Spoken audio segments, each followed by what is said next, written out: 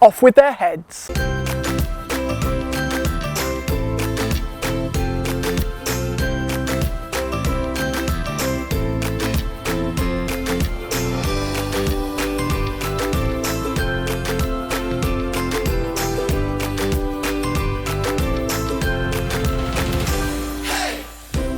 Hi, welcome to Get Gardening. I'm Roofe, and today we're looking at deadheading. Now, not the most inspiring of topics, I know, but it's a really important thing to do, particularly for these beauties, which are wonderful roses. And of course, in the garden at the moment, they are really doing their thing. They are flowering and they are looking absolutely fantastic. But it's important that we keep that show of colour going as late on into the season as possible. And as gardeners, particularly here in a large garden, it's something that we strive for, is to have colour go on and on and on.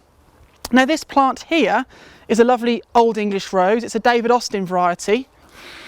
Beautiful scent there, really lovely, and it's one where we get 2 or 3 repeats of flowering through the season. Now, some varieties of rose will do that, but others will just do it once you deadhead them and do a little bit of what I call summer pruning, but we'll look at that in a moment or two. Now, as you can see here, this particular rose is looking absolutely lovely. Lots of good flowers, and in some places we've got a few new buds coming. And what we need to do is, throughout the time that this rose is flowering, we need to take these off here. You'll see there, look, the flower is spent and it's trying to set seed. Now, I know we'd all like to think that these roses are doing their flowering for us, but really they're doing it for one sole purpose, and that is to reproduce, to set seed. And once they've done that, there's no real need to flower. So by removing these spent heads that would normally set seed, we sort of shock the plant a little bit. We trick it into throwing out some new flowers and giving us a better show. So I'm going to take a few more off here, and on these cluster flowered old roses, it's a good thing to do. That one's broken there, so we'll take that off, and make sure that, you know, you cut down. We'll see in there, look, cut down to just where, you know, like a node, a point where the stems emerge from. That's really important, otherwise the old stems go a bit yellow and look a little bit unsightly. So this is something that we need to be doing throughout its flowering life, and there's not too many on there, it's not too bad. Now, of course, if we were to just remove all those seed heads and leave it, we would end up with something like this, where we've got a stem which has flowered, and at some point somebody's been through here and they've taken off all those spent flowers and all these little seed pods like we've got here, but this looks rather unsightly. Now, this is where the summer pruning comes in, because for me, when I'm deadheading, particularly these old roses, I'm actually summer pruning at the same time. So what we need to do is, if we take this stem here, what we need to do is we need to really trace back a few buds. And I'm going to go a couple of sets of buds down. I'm going to make a cut just above the node. And you'll see why I've done that there, because have a closer look. There's a new bud emerging. And what will happen there is that that new bud will grow, and if you come down here, it'll produce a shoot like that, and we know that's a new shoot because it's beautifully burgundy in colour, and in a few weeks' time that will then produce a new flush of flowers. Okay, now the important thing is to take a few buds down. We could go further into the plant if we wanted to. It wouldn't matter if we went further in and did this process, because it would keep the plant looking good and well rounded. But the important thing is we try and do it to an outward facing bud. Okay, so this will grow outwards from the plant, and even with these old roses, it's all about making sure we keep the centre of the plant open, because that allows good airflow and it reduces possible fungal diseases and pests in there to some extent as well.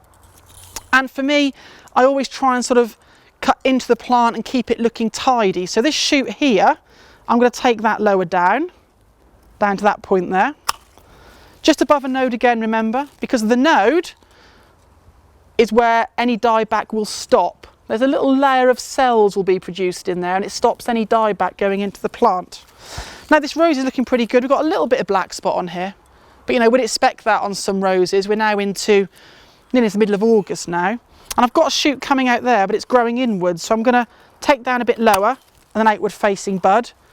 And if you look on here, these are just now starting to produce some new flowers, these shoots, so I will just clean up above them.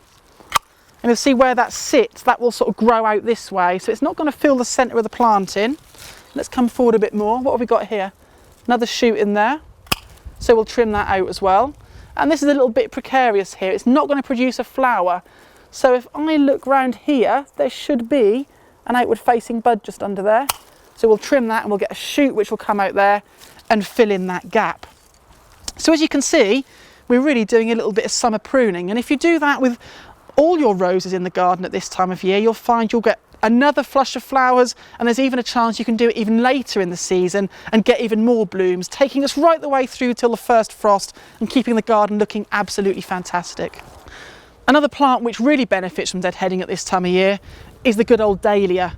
A great border plant which has risen to fashion in the gardens again over the last few years after being really out of favour with gardeners, but it really is an important part of the summer and the autumn border. Now it will keep going right the way through till the first frosts, but in order to make sure that we get an extra good show of flowers, we need to deadhead on a regular basis.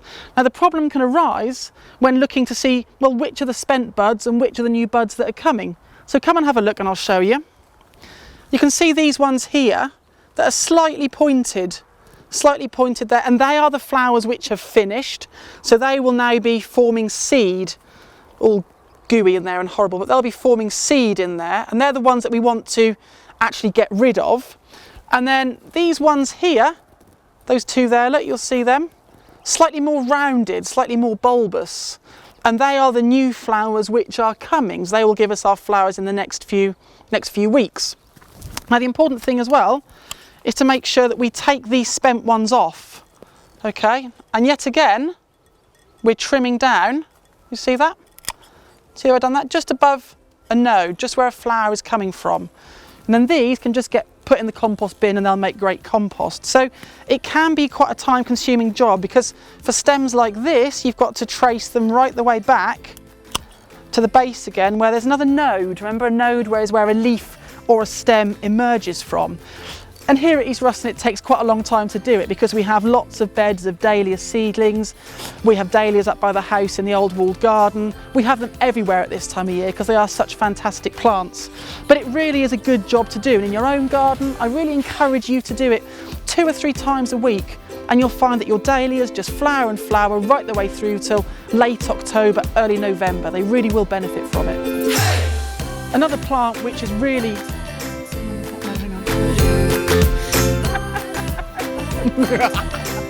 that's a bit corny.